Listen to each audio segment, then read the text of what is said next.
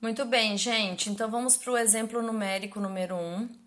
E ele diz assim: determine a tração nos cabos AB, BA, né? E BC, necessária para sustentar o cilindro de 60 kg na figura abaixo. E daí eu tenho ali um cilindro sendo puxado por duas cordas. Essas cordas estão presas numa parede. Uma parede está dizendo que ainda tem um apoio ali, né? A outra é C. Eu tenho um ângulo de 45 graus entre a corda C e o eixo X. E tenho ali, ó, um triângulo dizendo que é as minhas coordenadas ali, né? 3, 4, 5 para eu encontrar o ângulo. Então vamos lá. A primeira coisa que eu fiz, desenhei o meu diagrama de corpo livre. Isso aqui é o meu diagrama de corpo livre, gente. Eliminei cilindro, eliminei corda, eliminei parede e coloquei somente os vetores que entrariam no meu cálculo. Então, para baixo aqui eu tenho a força peso do cilindro, que o exercício me disse que é 60 quilos. Se eu quiser passar quilonewton para massa, né? Para peso, eu preciso multiplicar a minha massa pela gravidade, que é 9,81. Então, 60 vezes 9,1, 588,6 newton é a força-peso ali do meu cilindro. Depois eu tenho um cabo aqui que eu chamei TA, porque tração A, mas enfim, pode ser força A. TC aqui, o TC faz um ângulo de 45 graus com X. E o TA faz um ângulo de 36,87 graus com X. Da onde que eu tirei isso?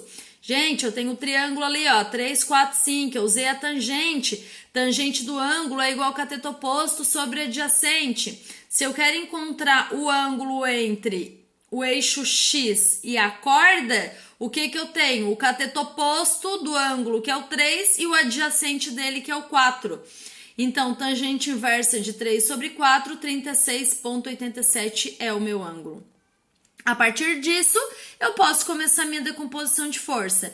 Fiquem à vontade para fazer decomposição de força por somatório de força, normal, como a gente já fez várias vezes em sala de aula, ou por aquele método do triângulo que eu mostrei para vocês, tá, gente?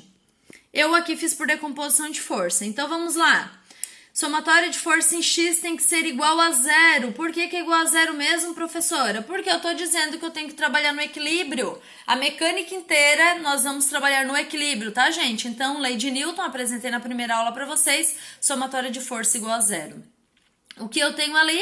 Eu tenho, para X, tá, gente? Eu tenho TC vezes cosseno de 45 menos TA. Por que menos? Porque o TA, ele tá apontando aqui, ó.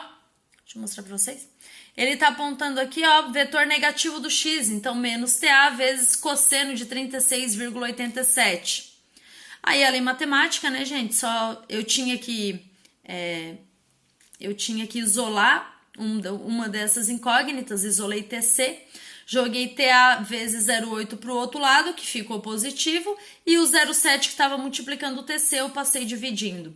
Chega nessa linha aqui, ó, eu não tenho o que fazer porque eu tenho duas incógnitas. Daí o que eu faço? Eu boto 3 pontinhos aqui para dizer que eu tive que parar o cálculo, ir para um outro cálculo e depois eu retorno, tá, gente? Então aqui eu parei e fui para a somatória de força em Y. O que eu tinha na somatória de força em Y? Eu tinha que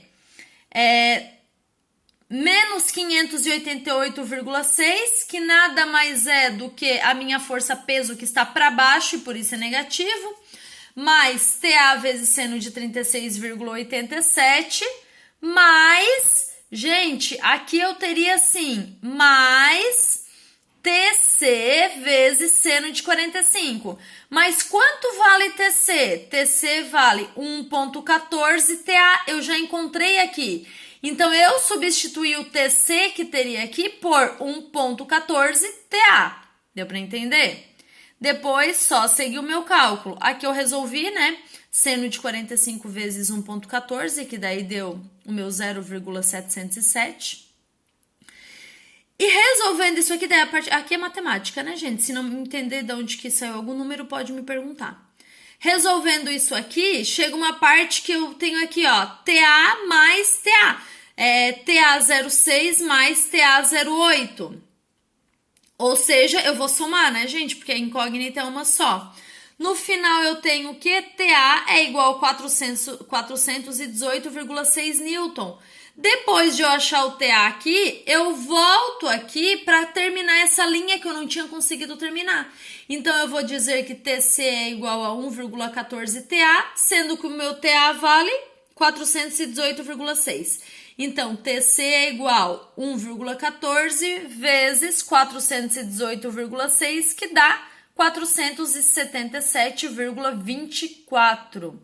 Essas são as trações que eu tenho naquele cabo.